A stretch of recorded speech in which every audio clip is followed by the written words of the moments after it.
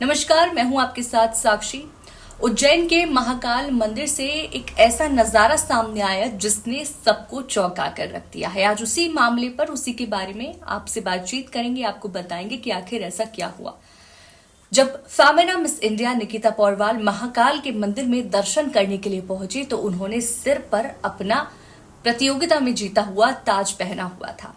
अब इसी बीच वहां पर हलचल मच गई।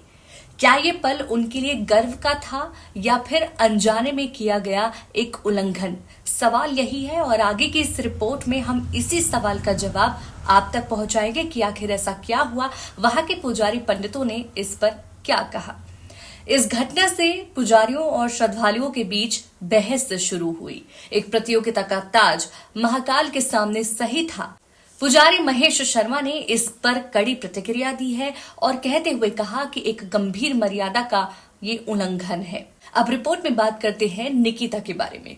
निकिता जो उज्जैन की ही रहने वाली है, वो जीत का जश्न मनाने आई थी। लेकिन क्या उन्होंने महाकाल के दरबार में अपमान किया है? इस विवाद ने न केवल निकिता के लिए बल्कि महाकाल के लिए भी कई सवाल खड़े कर दिए हैं।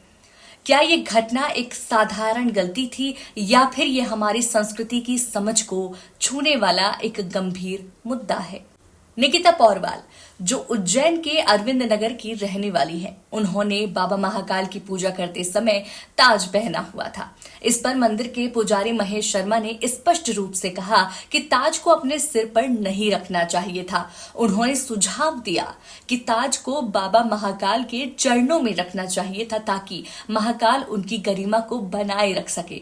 महेश शर्मा ने यह भी कहा कि निकिता की उपलब्धियों पर गर्व होना चाहिए, लेकिन मंदिर की मर्यादा को भी बनाए रखना काफी जरूरी है। इसी के साथ महेश शर्मा के अनुसार निकिता उज्जैन की बेटी हैं जिन्होंने मिस इंडिया जीतकर शहर का गौरव बढ़ाया है। लेकिन महाकाल मंदिर की अपनी गरिमा और मर्यादा है जिसे बनाए रखना सबके लिए जरूरी है। इस मामले में एक श्रद्धालु ने भी अपनी प्रतिक्रिया दी है। कहा है कि महाकाल पूरी सृष्टि के राजा हैं। यहाँ लोग बाबा का आशीर्वाद लेने आते हैं, लेकिन ताज पहनकर पूजा करना अनुचित है। बाबा के सामने किसी का भी ताज नहीं होना चाहिए। ये विवाद न केवल निकिता के लिए बल्कि महाकाल मंदिर प्रशासन के लिए भी काफी महत्वपूर्ण विषय बन चुका है। कई लोग इस बात पर विचार कर रहे हैं कि कैसे धार्मिक स्थलों पर संस्कृति और साथ ही परंपरा का भी पालन किया जाए, जबकि नई पीढ़ियों की उपलब्धियों का भी सम्मान किया जाए।